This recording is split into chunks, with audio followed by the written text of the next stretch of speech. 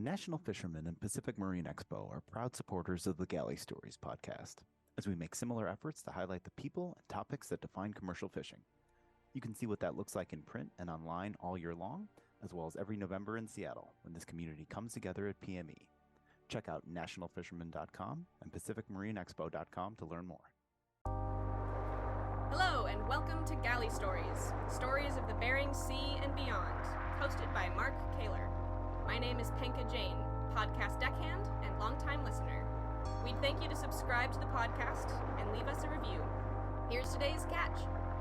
Hello guys, welcome to another installment of Galley Stories, stories of the Bering Sea and beyond. I am your host, Mark Kaler. And today we've got a legend with us, Captain Tim Vincent of the Margaret M. Many vessels before, or another primary vessel, but we'll get into that. Tim, thanks for joining us today. Thank you. Thanks for having me. You bet.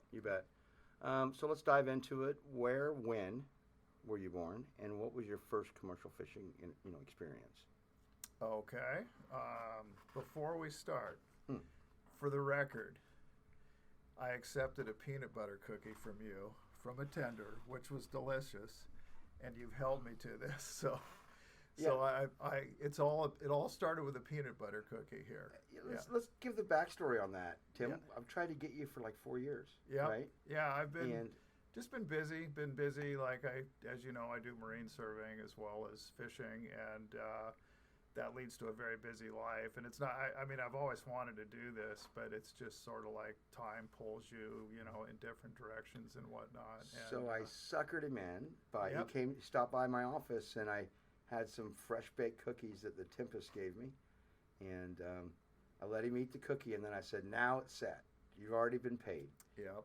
And I got to be a man of my word, right? So That's right. Here we are. And just one other thing before we dive into the question, I want to acknowledge and thank my wife Cheryl. We've been married since 1981, and all fishermen's wives out there, because they are a huge part of the success of fishermen. A lot of people don't realize, their life, what they have to go through. Some people were like, "Oh, don't you miss him?" and all that. And that's pretty tough on those ladies. So shout out to all you wives, and I love my wife dearly. So that's awesome you brought that up. And it came up recently in another episode too. But Megan Waldrop has a podcast for partners of commercial fishing. Oh, right on. She kind of has the counterpart of mine. Cool. Which is interviewing that other half that stays home. Nice. It's kind of cool. Oh, that's excellent. They have stories to tell too. They do. I mean, it's a sacrifice for not only the fishermen, but for the family. Yep. Perfect. Okay, let's do this. So, yep. Where, when were you born, and what was your introduction to commercial fishing? Okay, I was born in Everett, Washington in 1957. This is my 50th year, actually, almost to the day practically. Very, very close. I don't recall the exact date, but in July of 1975, I was, attended high school, and my father was a mill worker. He was a superintendent at Weyerhaeuser in Everett, Washington. And my brother worked there, and I was just kind of the rogue rebel. I didn't want to do that. I wanted to kind of make my own mark in the world. And a buddy of mine was processing in Kodiak, and he said, "Yeah, making good money. It's kind of fun." And so lo and behold, I jumped on a plane and headed to Kodiak, Alaska. And I will never forget, I'd never flown on a plane before, and so we're flying up there, and Alaska Airlines, take note, flying in coach, they had silverware and stuff, and it's it's a different game now. I mean, obviously things have changed or whatever, but I'll just never forget dropping through the clouds, and the emerald color of the grass and everything just took my breath away. I was like, wow, this is just beautiful up here. And so I started working in a cannery at APS in Kodiak, and I was the pan boy on the shrimp line, and I was the guy, that would feed a lot of the canning materials to the canning process for shrimp. And one of the first things I did was put them in backwards and, basically fried the machine and shut the whole plant down. And so that was a little bit of a dubious beginning. But then from there, I worked 3 months. And, I guess I learned how to grind back then. I really got into the overtime and never drank coffee before. And all of a sudden, I'll never forget like my first cup of coffee. It was just bitter and awful, and I was like, God, this stuff sucks, And so I had a lot of sugar with it, and well, by a couple weeks later, it's just, oh man, this stuff's awesome. So, anyways, so I did that for a couple of months, and I kind of like got fatigued, and we should talk about fatigue a little bit more in the podcast because it is the sworn enemy of our industry. Two things, corrosion and fatigue, are just big issues with that we battle with. Corrosion on the machinery side, fatigue is basically the corrosion of the body and the mental side. So anyways, being fatigued, not thinking straight, I decided to hang it up, and being kind of a competitive animal flying home, I just sort of berated myself like, you're a quitter, you quit, and that's not right, you should have stuck it out. And I'd been up there for a while, so I went back to college, played football up at Western Washington University, and enjoyed that. I thought I would be an accountant, and that was just not really my wheelhouse, so to speak. And spring came around, and was going to school, and just enjoying the college life and not focusing on studies probably how I should have. And I'll never forget this. This is basically how I got into the fishing industry. John Hall was a legendary crabber with a boat called the Provider out of Kodiak. He was like a well-known highliner. And I believe it was his daughter. I'm not exactly 100% sure on that, or a very close, niece or something. And she was this beautiful Italian girl, beautiful skin. And so we're drinking, and, I'm just enjoying looking at her. And we get on the subject of Alaska, and, all of a sudden we have something in common. And so we're talking about it. And it was like I was a halibut, down there on the bottom, and she's got the hook, and she puts a nice chunk of bait on it, and she says, oh yeah, you should go back up to Alaska and go king crabbing. My cousin made like $30,000 in 4 weeks, and this is in 1976, I believe. And it was like the halibut chomped on and I was like, man, I'm screwing around here in college. I was working the docks prior in the cannery, and I had heard stories, about fishing, and some poor fellow on a boat named the Captain Joe lost his arm in a power block, and that kind of scared me, off of it initially, the first time around. And then I just was thinking, like, I could really use some money, and I kind of like it up there. And so I decided, you know what, I'm going to go back. And so I went back to Kodiak, and I just pounded the docks, like literally. Well, that's kind of, it's not correct.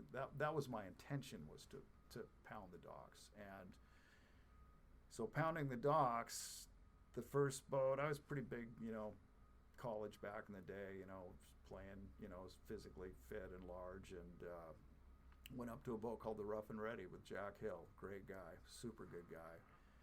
And I just went on board the boat, and I said, hi, my name's Tim Vincent. I'd really like to go out fishing. I go, I just want to go and see if I can hack it or not, like if I get seasick or whatever. And I just want to go try it out. And I said, I'll pay for my food. And he was like, at the time they kind of needed a half share guy. He goes, no, he goes, come on board, you can go out and go fishing with us. So So we went out shrimping on the Rough and Ready, and man, those were the days. A lot of shrimp. Jack had his mom and father-in-law, I believe it was, or maybe the other way around, but she was a fantastic cook. She would make like coconut cream and banana cream pies from scratch. And we'd dump a bag of shrimp on the deck, and they'd get all the the spots and the coon stripes, the big ones, and we'd have shrimp boils, and it was good stuff, definitely. So that boat is still legendary. oh yeah, it's still going. Yep, totally, which is awesome. And I saw Jack several years back. Vern Hall has a big golf tournament, down south, and saw Jack getting on a plane, and I love golf myself, and the camaraderie with fellow fishers in the industry, and that's one I have on my bucket list big time. I really want to do it. When I'm getting pretty close to retirement here, so things will be changing before too long. So, yeah. Okay, where'd you go then? So from there, I guess my comment stopped the flow there. Sorry about that. yeah, no, it's all good.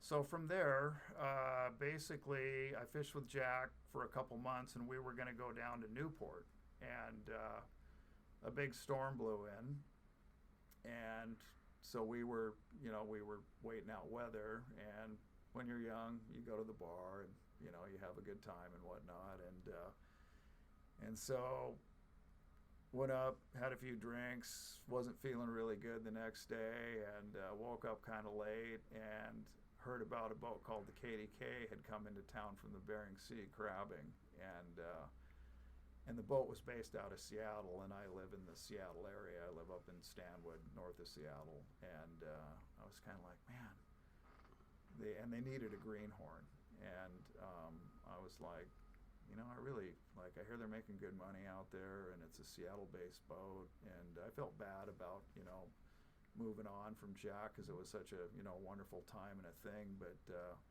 I thought here's a chance to go ahead and try something new, and so went out on the KDK, and up to that point I had gotten. You go out fishing and you never think you're going to get seasick, and that doesn't always work out that way.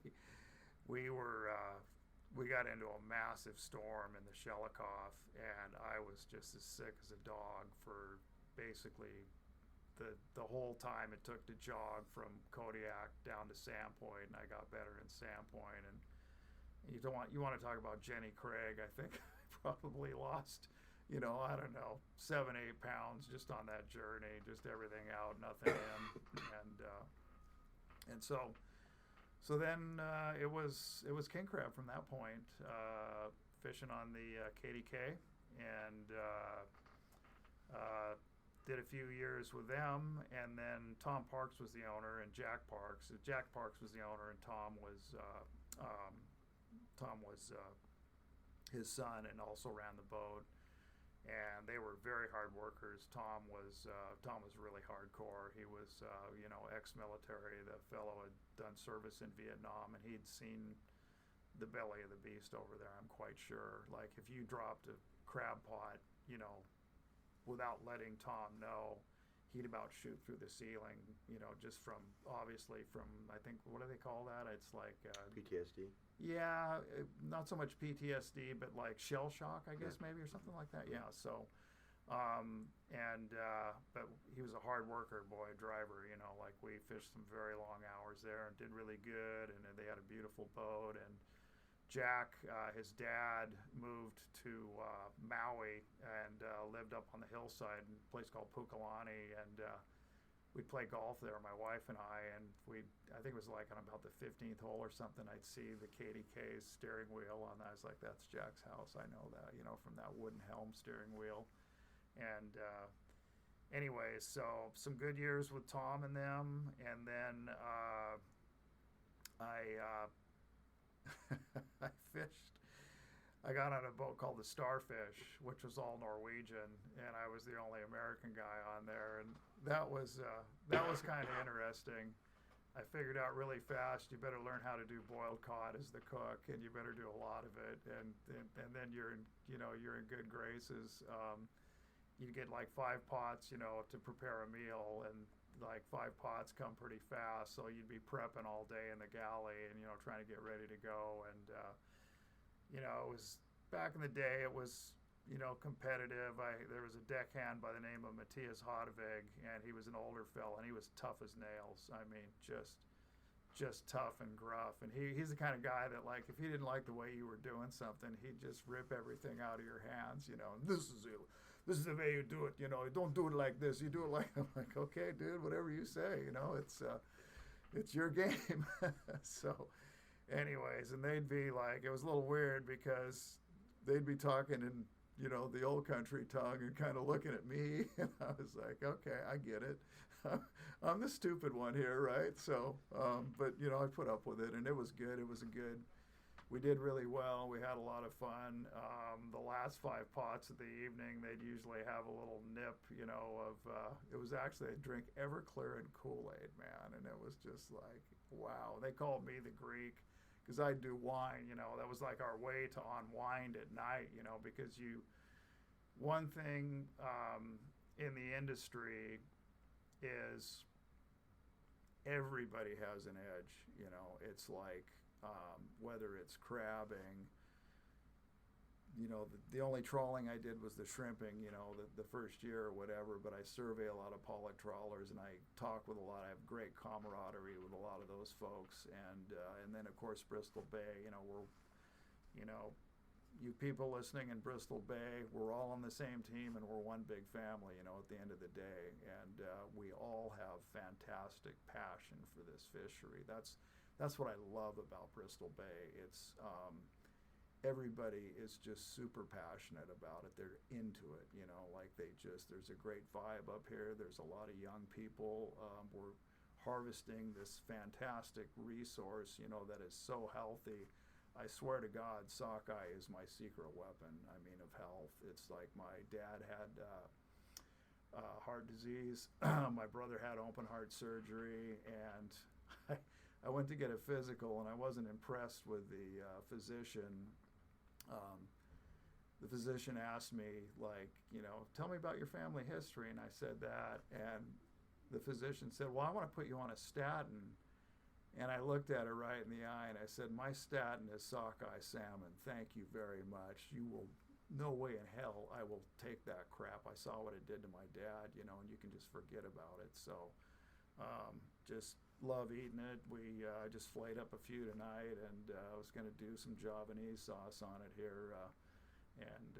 Anyways, it's all good to that extent. So, but where were we? Now, I digress here in terms of we were just talking about the story in general. We were at Crab on the KDK, yeah. So from the KDK. Well, I want to ask you. Yep. Just quickly. Sure.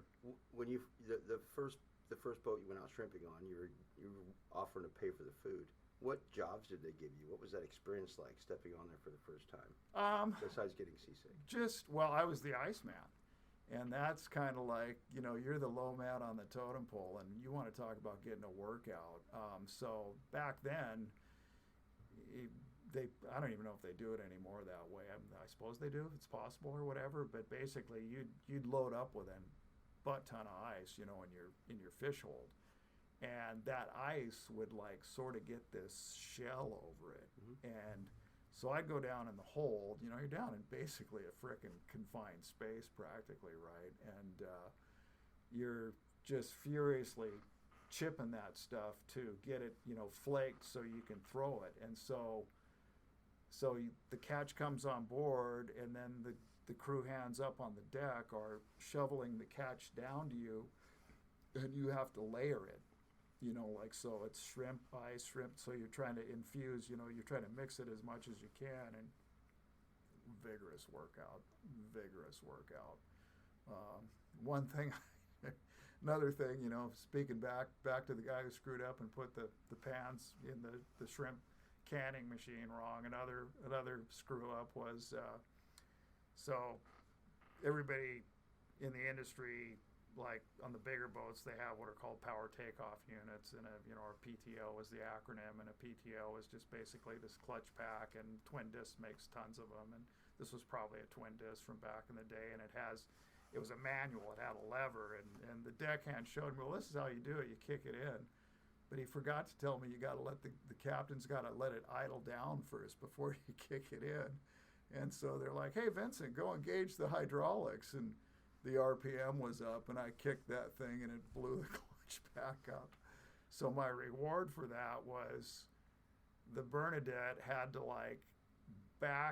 luckily it was calm, and they kind of we were stern to stern using their hydraulics to get our doors back, with the downriggers down.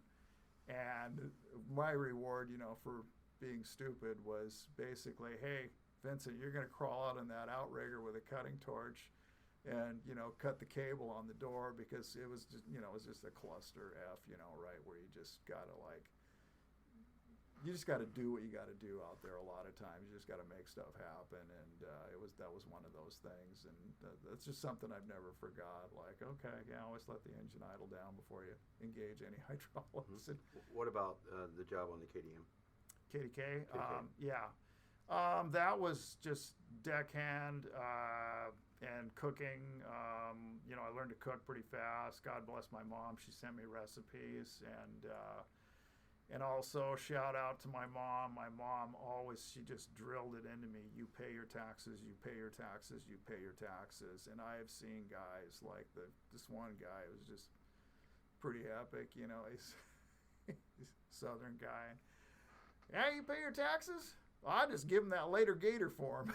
I'm like, yeah, I better not do that. And it caught up with him. And yeah.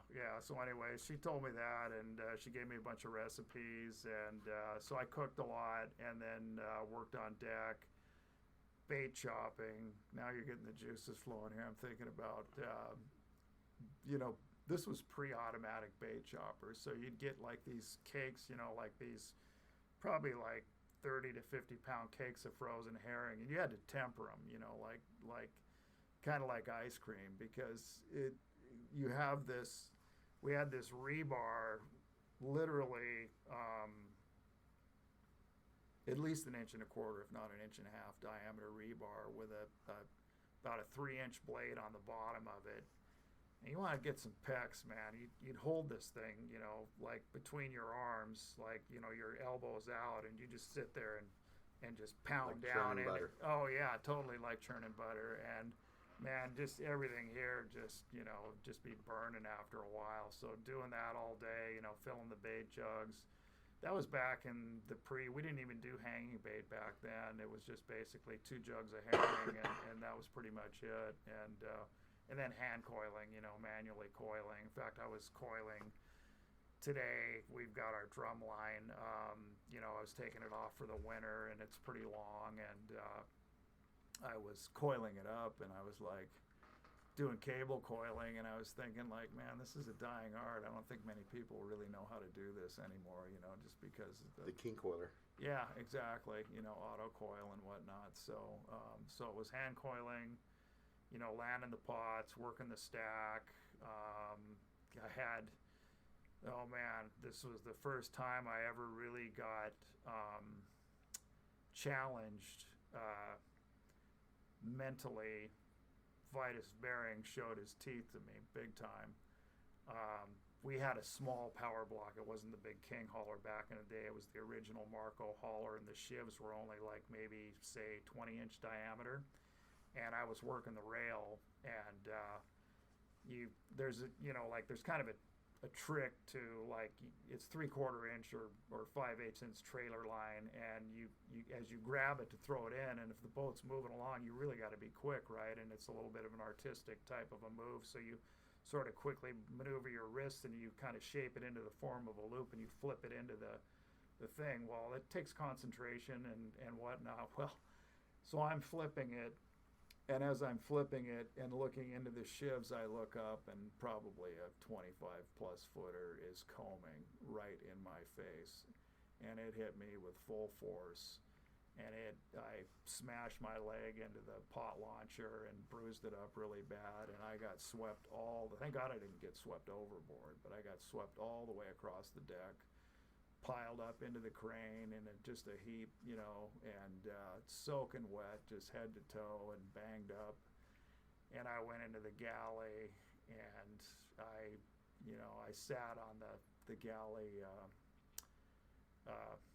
kind of the settee, and I'm sitting there and I'm going, Tim, what are you doing out here, man? This is like serious business out here. You've seen Vitus's face, and but anyways, I would like to consider myself sort of a gamer, so I kind of got dried off and went back to work, and it was a lesson learned, definitely. The first, like, man, you better have your head on a swivel out here. I've never heard anybody say Vitus Bering. Yeah, well, Vitus Bering discovered the Bering Sea, and I used to say, like, oh, you got a little bit of Vitus Bering aftershave on you, huh? Like the cold splash of, like, but it's more like green water at times, right? So I use that, I don't know, just my own personal jargon, I guess, a few times, and but it's, man, that sea can hardly wait to kill people, no doubt about it. Mm-hmm. And I've seen that. I've seen some pretty ugly stuff out there, and seen some great things too. So we'll get to those. Yeah. What about after the KDM or KDK? I don't know where I keep getting the M. It's probably because of the Margaret. It could be. Yeah. So I from there. I wanted to be a highliner, and this is a true story. This is, I guess, smacks to being pretty hardcore. I didn't even think about this till now. You do Barradeye trips, for Barradeye snow crab, and they were grinders. You do like basically like these 21-day trips, and I wanted to be on a top flight boat really bad, and I can't remember the terms of the agreement or whatever, but the long story short is we were fishing Barradeye, did a 21-day trip on the KDK, and at about the 21st day, I got in a survival suit and swam over to the Arctic Sea. They picked me up, loaded me on board as a free agent, kind of an unrestricted free agent of the Bering Sea, and jumped on board and kept fishing. So, like, basically I was out there for, man, like pushing 40 days. So the KDK was done? Yeah, they were going south. How did you get the gig on the other boat? They needed a guy, and just kind of like two through ships the great, passing in the night, throw the greenhorn over. They agreed, like, it was good weather, and they said, yeah, just get in a survival suit and swim over. And back then, I mean, we hardly knew how to put those dang things on, and anyways, but went over and got craned up, and all right, here I am, here we go, let's do it. And so with the Arctic Sea, I started working on deck there, and for a captain named Barry Ojai, and Barry was a great guy. Barry was an orderly for a general in an army, and Barry was Mr. Clean, man. I mean, he was very tidy person. He had a beard that looked like it was cut by a laser beam. It was just like perfect at all times. And that boat was a highliner in every sense of the word. We just kept that thing spick and span. So I was cooking on there, and Barry would come down in the morning, and he liked being really stealthy. He had these Romika slippers, and then we all, we bought into that. We all had to have our Romika slippers, and he'd grab onto the top bar on the incline stairs coming down, and he'd just sort of like, just sort of make this silent, and he'd sneak up behind me. Good morning, Tim. I just like, what the Jesus Christ, what's going on here? So anyways, but a great guy, and kind of learned the highliner way, I guess you could say. They the Paulsons, they had crabbing down to a science back then. We would just rip through gear, and they put a great level of thought and energy into perfecting, having high quality gear, having a system that a highly efficient system, and How was that different than the KDK? just a simple thing was like you threw the hook ahead of the crab pot as opposed to behind it, and so like the guy would throw the hook and bring it in and pass it to the guy behind him and throw it right in, and everything had a place and a purpose, and it was well thought out. It was very streamlined, and just I can't, like, it'd be a bit of a stretch or challenge to recall the exact mechanics, but what I can tell you is that the pots per hour was way higher, and that was because that was back in the days of unlimited pots. We'd fish like 600 pots, and I mean, you just turn and burn, just 20 some pots an hour plus, even higher, like in shallow water, when there's less line. And those are, I mean, during the heyday of crab, I got in on a real, epic season, and I think we loaded that boat, 123-foot Marco in like 36 hours or something with king crab. It was like crazy fast, and it was just a commitment to excellence, more than anything. They were, they just were very committed to, like, you had to do a lot of work to the gear. You had to that was the big thing, was like making sure the pots before every season were absolutely perfect. And I took that, I owe a lot to that, we call them the sea boats or whatever. I basically took their ethic and took it to the Stormy Sea, which was a boat I ultimately, ended up owning a part of and running for many, many years. I want to say about, well, we'll go back to the Arctic Sea here, right? And anyways,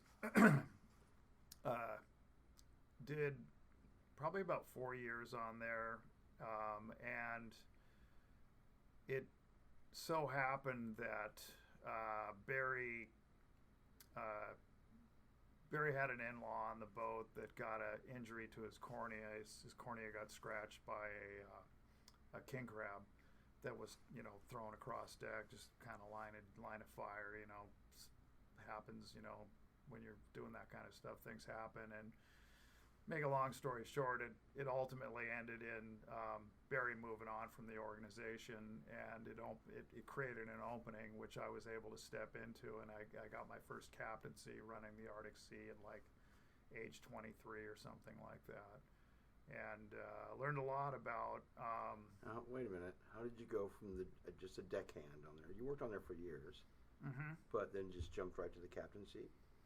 Yeah, it was just a stroke of luck, really. I mean, very, very, very much so. It was like, I mean, I put roughly 4 years in there, and I was really dedicated. I mean, really dedicated, to the boat and the job. And I think that probably made the difference in getting the opportunity. And had you driven the boat before that? Not really, no. And I learned a hard lesson about being a green skipper. Very hard lesson. I tell young people that are running boats, and anybody that'll listen, like, most people that are going to run a boat, they're pretty darn good deckhands, right? I mean, they're into it, and you have to. There's a couple things you have to realize.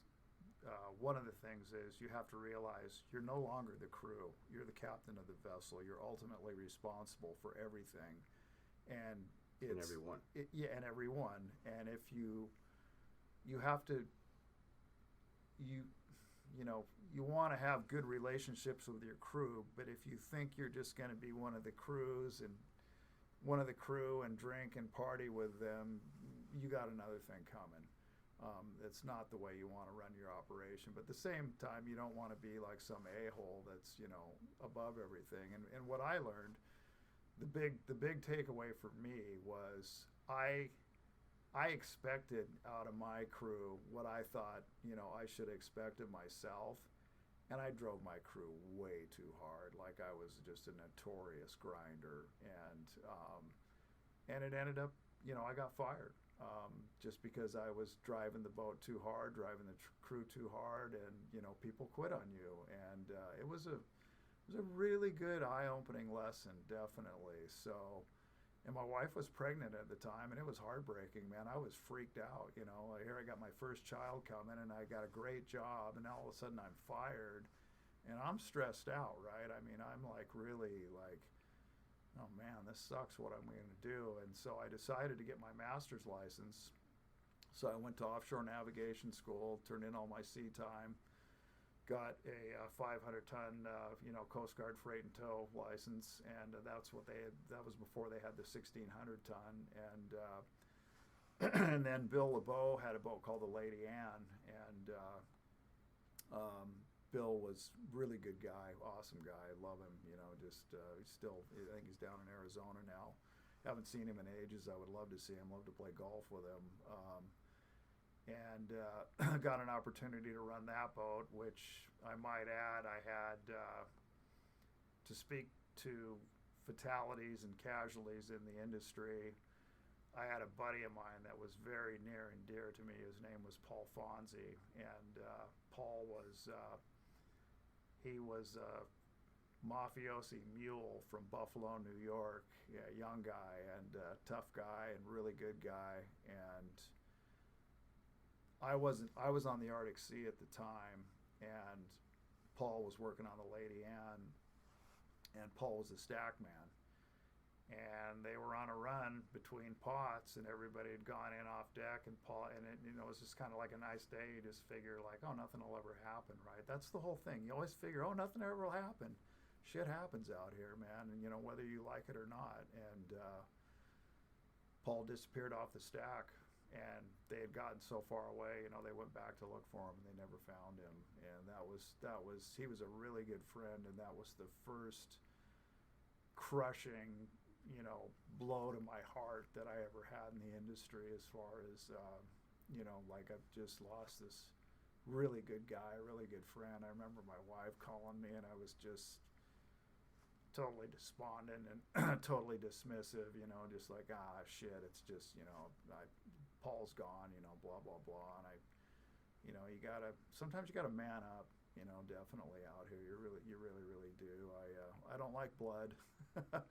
I don't man up when there's blood. I had a guy cut his finger off in a bait chopper, and I'm flipping eggs in the galley in the morning. He sticks this thing right under my face, and it's missing, right? It's just severed.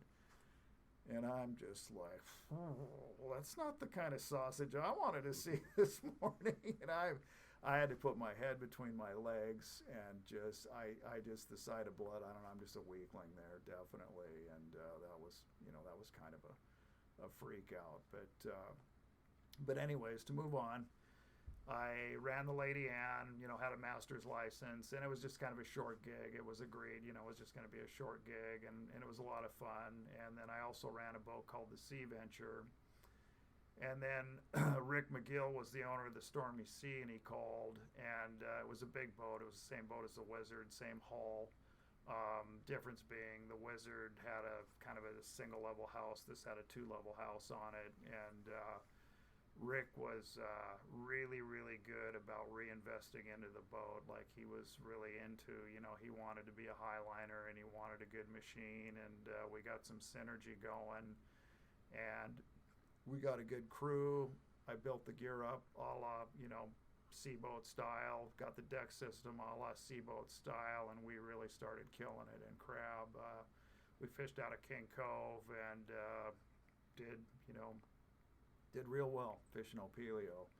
Kind of similar model, you know, high volume, turn and burn, but that boat would pack. The biggest load of Opelio we ever had on there was 436,000 pounds, and that's a serious load of crab. We had 8-tank capability, and the way we normally never loaded the 8 tanks, but the weather was perfect, and we're like, all right, we're going for the load. and we took it into St. George Island, and my mate Bruce Clarkson, he goes, yeah, you should see what they have on the whiteboard in the cannery. You could appreciate this, because we were just looking at your whiteboard of production. It says Stormy Sea, 436,000 pounds, the mother load. So anyways, that was pretty cool.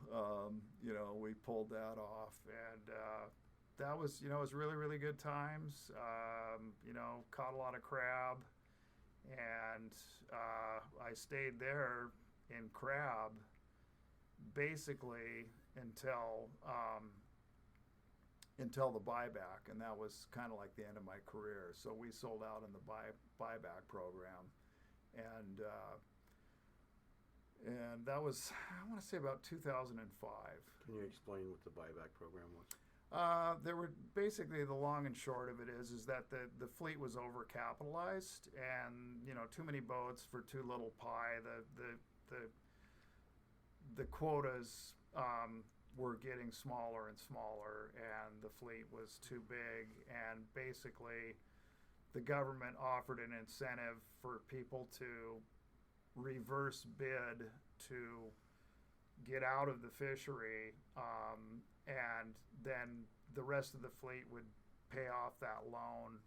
Can't remember the exact workings of it. I'm not like a financial, guru or whatever, but that was the long and the short of it. It was a government-sponsored program that the fleet would, kind of pay off over time, and it would, in turn, the fleet would be reduced, and would be more economically viable, because it was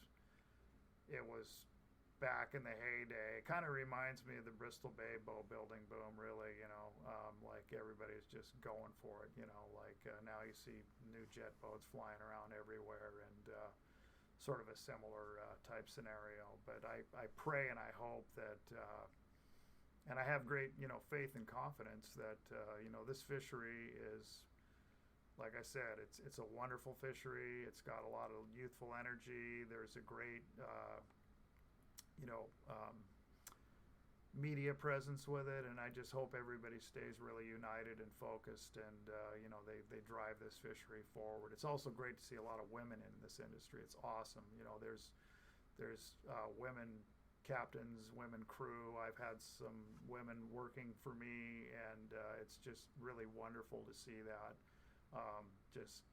Tip my hat to all of them. They're out there, and some of them are really good fishers.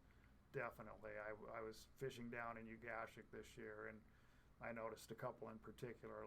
I'm like, these gals really know what they're doing. They're not out here just because they want to be out here. They're like into it, and they're trying hard, and I salute every one of them. So, yeah. Well, you got here somehow. So after the buyback, you got off of the Stormy? Yeah. Yep. And prior to that, how I got here in the Bay was Rick McGill was a Bristol Bay fisherman, and he loved Ugashik. He fished down there. He even had some set net sites down there. And I said, Rick, I go, hey, I want to, this Bristol Bay thing, this is 1991. I go, this looks pretty cool. I want to try this out. I said, could I come up and fish for you for a season? And he's like, yeah, come on up, So this was the year after the strike, and it was a big strike, and Rick was one of those non-striking guys. He didn't like it. He was one of the guys that had a target on his back. And so the first night I'm on the boat, he's like, Vincent, yeah, your job is to you hang on to this gun, and if anybody comes on at night, you let me know. And I was like, oh, shit. You kidding me, right? And anyways, he was really worried about, people messing with him, and but nothing happened. I remember going to Peter Pan, I had to go to the bathroom one time, and I went into the Italian bunkhouse, and they had kind of like the locker room, like the names on the wall, and I'm like, man, these guys are like, this is some hardcore stuff we got going here. What did it say on the wall? Just the boat names, just honor the strike. I mean, I'm so glad that we don't have strikes. I mean, I get it. You know, if you had to, you had to. Personally, and I'm going to put it out there a little bit right now. I mean, middlemen may not like me, but I would like to see middlemen eliminated from this industry, or at least eliminated to an extent. You know, like basically, and I could be wrong. I mean, I haven't done my research, so maybe I'm, you know, talking out the wrong end here. But at the end of the day, we go out and we catch the fish. We work super hard. You know, we pour all of our blood, sweat, tears into this thing, and then the processors process it. And I know a lot of people in the processing industry, and I understand, you know, that side of it in terms of like and I've been there, bought into a processing company that went bankrupt, and that smarted really, really bad. And it's a rough game, you know, it's a rough competitive game. And I think a lot of people, I don't know, I think that gets lost in translation. You know, people can point fingers at the processors and whatnot, but they got their job to do. But what kind of, I don't know, and this is sort of bold statement or whatever, but it kind of irks me that a middleman can get his fingers in the pie and make a couple of phone calls and take, you know, like doing nothing, basically. I mean, I'm sure he's doing something, but I'm kind of like, no, let's just get it from the fisherman to the processor to the end user, period, you know, and cut out any middle of it. Maybe I'm wrong. I don't know. Maybe I don't have enough facts there, but that's just sort of how I feel, you know, on a gut level. No, I totally see where you're coming from. You know, I think that everybody at every level of our industry or of the sales chain, right, feels like they're doing an important part, right? Absolutely. But I think it all begins with the fisherman. That's where it all starts. Also, absolutely. And you know, I've always leaned towards that in my career. I always lean towards the fleet, right? I'm a fleet guy. Yep. So the profit should come from or come to where the product comes from. Or I'm not saying all of it, but I'm saying a portion, you know, a good portion of that should come for, you know, working for a man like Chuck Bundert for as long as I have, and Chuck passed, of course, but he has a fisherman's creed. And essentially, just break it down in just a short sentence, it is that without fishermen, we don't have jobs. You know, at any level of what you're from the guy on the processing line to the fleet manager, the fishers to are the linchpin CEO. of the whole thing. That's right. Yep. Without that happening, you have nothing else. Correct. So that's I guess that's my thoughts on that. Everybody feels like they're the important part, but there truly is one most important part. Yeah. No, and it's you know, as the saying goes, a lot of times in the industry you hear it again and again. Everything's going up, you know, but the price of fish or whatever, and it's just you know, we're in a very dynamic industry, and there's compliance, and there's mechanical, and there's permits, and there's insurance, and all of it's, you know, pretty like you have to work through that myriad of things, and it's a big undertaking, you know, to get one of these operations going. The biggest cost is for the fisherman and for that processor. I mean, I believe those are the two with the stake in the game. You know. Oh, totally. I couldn't agree more. Can I ask you what happened to you? You said you invested into a processing company. How did that? Yeah, well, it was for me. How did that open your eyes? I guess. Yeah. Truthfully, I didn't really want to get into it, but I was involved with 4 partners. My gut feeling was this is just too, you know, too out there or whatever. But we had a capital construction fund together, you know, through the Stormy Sea, and Rick McGill was very good at buying boats, you know, at a good bargain price, and this boat was like, you know, classification society compliant, you know, top tier construction and whatnot. And I mistakenly was thinking like, well, you know, there's probably a place for this boat somewhere or whatever. You know, how can we go wrong, right? and how wrong I was. And, we went through bankruptcy. It was called Baypack, and listeners will know, from back in the day for sure. And I'm here to tell you, man, you don't want to go through a bankruptcy. All it is lawyers, and you have to pay off vendors and more lawyers. And truth be told, I'd probably be sitting on Easy Street right now, is making all kinds of money opelio fishing, but 5 years of that revenue had to go into, paying off, debts and getting out of bankruptcy. And that, again, that was one that stung. Like you get a lot of hard lessons in this industry over the years and whatnot, and that was one of the harshest ones. And there's a part of me that was a little bit bitter about it, but at the end of the day, I own it, right? I mean, I was the one who made the decision to get in, and so Sure. I can't. You can whine all day, but you got to take ownership of what you do out here. So, so that was pretty tough. And we fought our way through that, and like I said, we had a lot of good years on the Stormy Sea.